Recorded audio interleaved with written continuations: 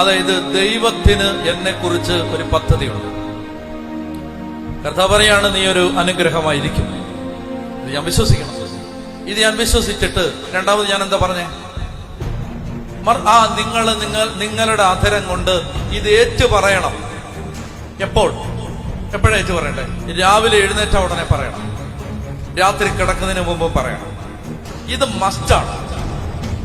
അതെന്തുകൊണ്ടാണെന്ന് വെച്ചാൽ അതിന് വേറെ ഒത്തിരി കാരണങ്ങൾ. ഇത് നമ്മളോട് തന്നെ പറഞ്ഞിട്ടേ. അതായത് നിങ്ങൾ എഴുന്നേറ്റ ഉടനെ എന്ത് ചെയ്യുന്നറിയോ? ഫോൺ എടുത്ത് മെസ്സേജ് നോക്കരുത്. എഴുന്നേറ്റാൽ ഉടനെ വാട്സപ്പ് മെസ്സേജുകൾ ചെക്ക് ചെയ്യരുത്.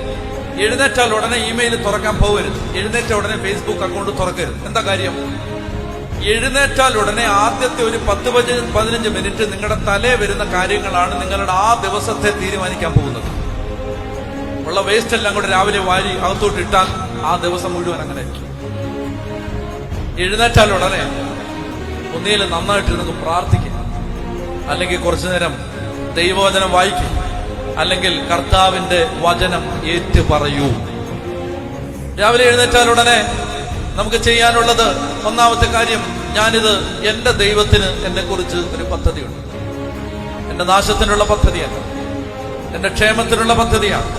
എനിക്ക് ശുഭകരമായ ഭാവിയും പ്രത്യാശയും നൽകുന്ന പദ്ധതിയാണത്. ഇത്രയും നിങ്ങൾക്ക് മനസ്സിലായോ? ഇത് നിങ്ങൾ ചെയ്യുമോ?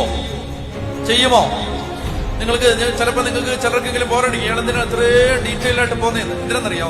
പറയുന്നതിൽ 1/4 പോലും മനുഷ്യർക്ക് മനസ്സിലാവുന്നില്ല എന്ന് ഒരുപാട് പറഞ്ഞതിനൊടുവിലാണ് എനിക്ക് മനസ്സിലായത്.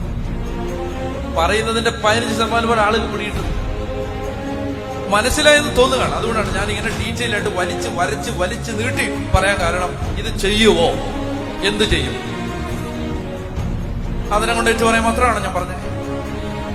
ഇത് ഞാൻ വിശ്വസിക്കും. ഇതെനിക്ക് വിശ്വസിക്കാൻ പറ്റില്ലെങ്കിൽ ഞാനിത് വിശ്വസിക്കാൻ വേണ്ടി ആവർത്തിക്കും. എനിക്ക് വിശ്വാസം വരുന്നത് വരെ ഞാനിത് ആവർത്തിച്ച് നടക്കും.